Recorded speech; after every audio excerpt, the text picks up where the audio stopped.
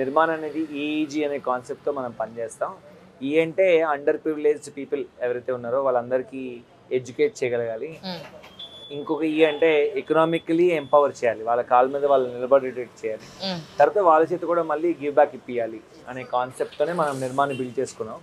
మెయిన్గా గవర్నమెంట్ స్కూల్లో ఉన్న పిల్లలకి మనము గవర్నమెంట్ స్కూల్స్ని బాగా చేసి దాని నుంచి వచ్చే యూత్ని, ఎస్పెషల్లీ అమ్మాయిల్ని వాళ్ళ కాళ్ళ మీద వాళ్ళు నిలబడేటట్టు చేసి బై స్కిల్ డెవలప్మెంట్, ఆంటర్ప్రినర్షిప్తో తర్వాత వాళ్ళు మళ్ళీ గివ్ బ్యాక్ అంటే mentoring, donations, save 1 rupee per day for nation, teach 1 hour per day ఇట్లా చేపిస్తాం.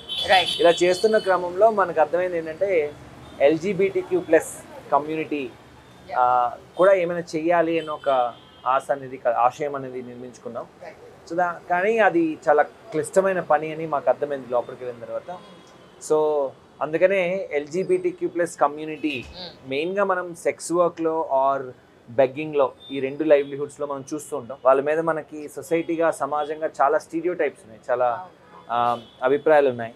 సో దీన్ని ఏ విధంగా ఈ కమ్యూనిటీ మెంబర్స్ని మనము వాళ్ళు ఓన్గా ఎకనామిక్గా ఎంపవర్ చేయాలి అని మనం అనుకుంటున్నప్పుడు మనం ఈ హోప్ ఇన్ ఏ కప్ అని మనం దీన్ని స్టార్ట్ చేసుకున్నది.